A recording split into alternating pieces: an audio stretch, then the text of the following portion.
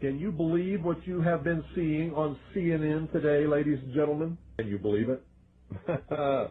Supposedly, a CNN reporter found Osama bin Laden, took a television camera crew with him, went into Osama bin Laden's hideout, interviewed him and his top leadership, his top lieutenants and colonels and generals in their hideout.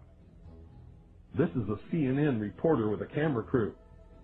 And he came out and told everybody, within 3 weeks, Osama bin Laden is going to attack the United States and Israel.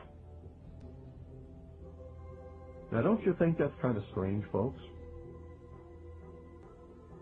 You see, because the largest intelligence apparatus in the world, with the biggest budget in the history of the world, has been looking for Osama bin Laden for years and years and years, and can't find him.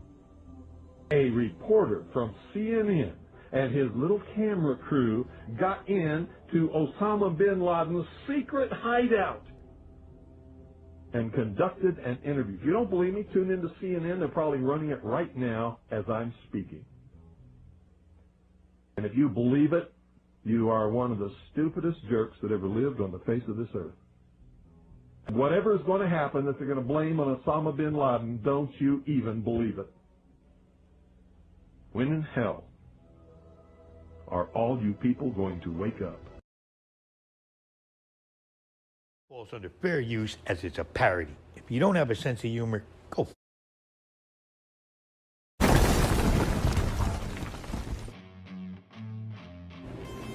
Welcome.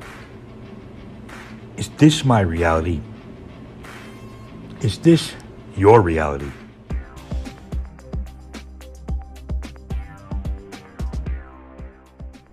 It's been over 20 years. Maybe YouTube's going to let us get away with this one. Look, we're not taking any opinions here. We're just going to put this all out there and you make up your own mind. So who are we going to talk about? We're going to talk about Milton William Cooper, better known as Bill Cooper. Now, was he a madman? Was this guy batshit crazy? Or was he right about some things? Well, a combination of both. Born May 6, 1943, Bill Cooper was an American conspiracy theorist, a radio broadcaster, and the author known for his 1991 book, Behold the Pale Horse, in which he warned of multiple global conspiracies, some involving extraterrestrial life. Before I go further, I want to let you know, Bill didn't hold back when it came to words, so I'm just going to say what he said, and if it offends you, I don't know what to tell you.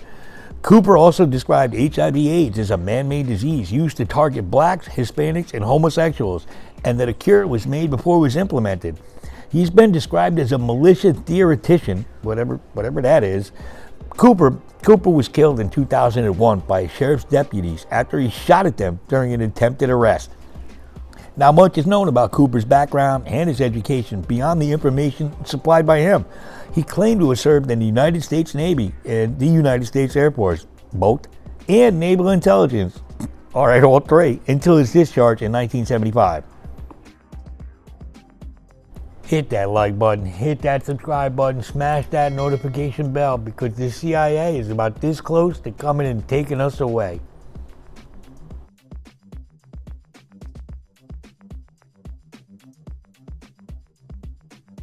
In the summer of 1988, Cooper made his first public comments on the Paranet Bulletin Board System, an early UFO message board. According to Cooper's first post, in 1966 he was serving aboard USS Tiru when he and fellow naval personnel witnessed a metal craft larger than a football field repeatedly enter and exit the water. Cooper claimed he was instructed by superiors to never speak about the incident.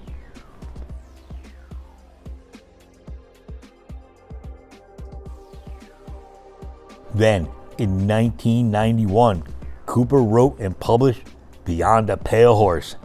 Cooper claimed an elaborate conspiracy theory that encompasses the Kennedy assassination, the doings of secret world government, and a variety of other covert activities associated with the Illuminati's declaration of war upon the people of America.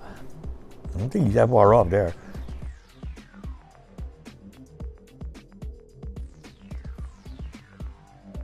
Cooper gained attention in ufology circles in 1988 when he claimed to have seen secret documents while in the Navy describing governmental dealings with extraterrestrials, a topic on which he expounded in Behold the Pale Horse. By one account, though, he served as a low-level clerk in the Navy. In such, he wouldn't have a security clearance needed to access classified documents.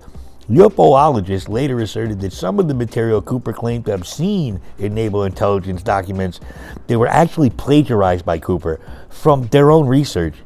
Get this, including several items that ufologists had fabricated as pranks. John Ecker of UFO Magazine, yep, there's UFO Magazine, ran a series of exposés on Cooper in 1990.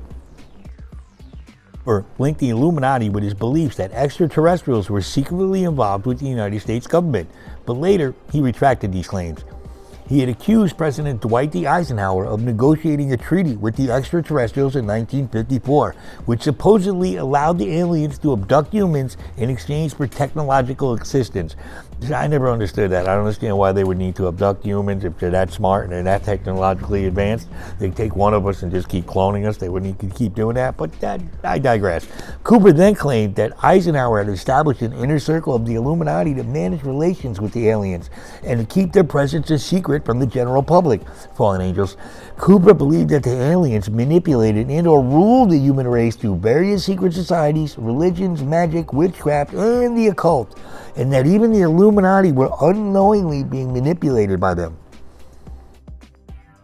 Cooper described the Illuminati as a secret international organization controlled by the Bilderberg Group that conspired with the Knights of Columbus, Masons, Skull and Bones, and many other organizations. Its ultimate goal, he said, was the establishment of a new world order. According to Cooper, the Illuminati conspirators not only invented alien threats for their own gain, but actually conspired with real extraterrestrials, fallen angels, to take over the world. Cooper was steadfast that James Forrestal's fatal fall from the window on the 16th floor of the Bethesda Hospital was connected to the alleged secret committee Majestic 12, and that the Jason Advisory Group scientists reported to an elite group of Trilateral Commission and Council on Foreign Relations Executive Committee members who were high-ranking members of the Illuminati.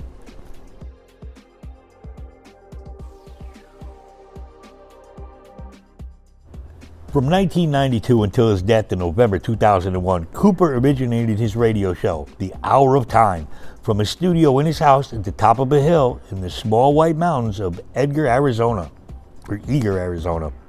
Yeah, Eager. Once again, here's where it gets interesting. Cooper ran an article entitled, Every Prediction Has Come True. He listed 16 of his most recent prognostications that had come to pass or will soon be fulfilled. These included the disclosure that the CIA and the military are bringing drugs into the United States to finance their black projects. Cooper also predicted the rape of the savings and loans by the CIA is only the tip of the iceberg. At least 600 banks will go under in the next 2 years. The current monetary structure will be replaced by a cashless system. Hearing that a lot lately, huh? That will allow the government to monitor our every action by computer. If you attempt to stay out of the system, you will not be allowed to buy, sell, work, get medical care, or anything else we all take for granted.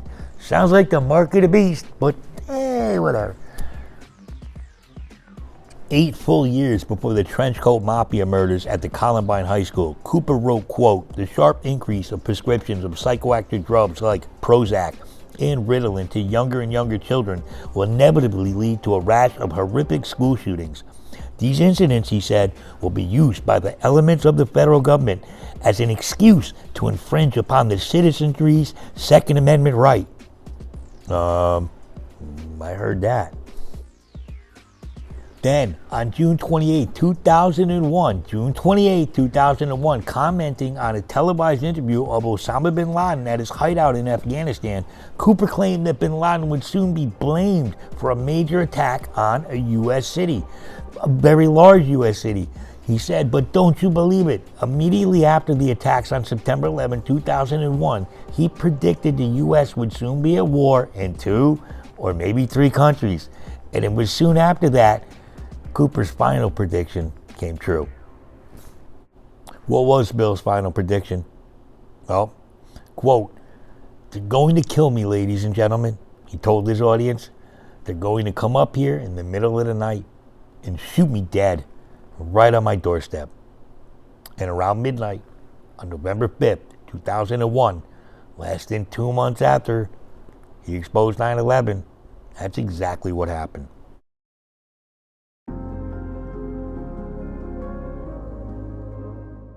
So Cooper, he started to move away from the ufology community, and he started to gravitate towards the militia and the anti-government subculture in the late 1990s. He became convinced that he was being personally targeted by President Bill Clinton and the Internal Revenue Service. In July 1988, he was charged with tax evasion. An arrest warrant was issued, but Cooper eluded repeated attempts to be served. In 2000, he was named a major fugitive by the United States Marshal Service. Before law enforcement officials served a warrant for his arrest on the charges of aggravated assault with a deadly weapon, Cooper emailed pals that, "I will try and kill as many as I can before they kill me." That man was losing his mind at this point, okay? These guys are just doing their job.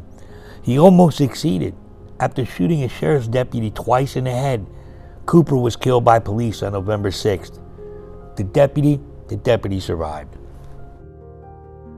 A local warrant had been issued for Cooper's arrest because he allegedly had left his hilltop property to threaten a passerby with a gun. He's definitely unhinged at this point. In the 17-officer operation in November, 2 sheriff's deputies disguised as pickup driving civilians tried to lure Cooper away from his house and his large stockpile of weapons. Cooper surprised them by driving, not walking, to come scare them off. When the officers identified themselves, Cooper drove home and then almost killed an officer when he swerved around a roadblock erected in front of his house. He shot the other deputy as he ran from his truck to the house. It was then that William Cooper was killed by multiple shots before he even made it in the house. An acquaintance of Cooper said that the officers were lucky to get him when they did, because Cooper kept a semi-automatic AK-47 right by the door.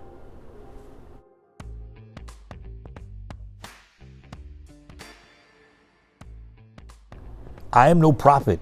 I am no Nostradamus. I have no crystal ball," Bill Cooper proclaimed. He was just, as he said, an ordinary guy. There was nothing supernatural about his predictions. Anyone can do it.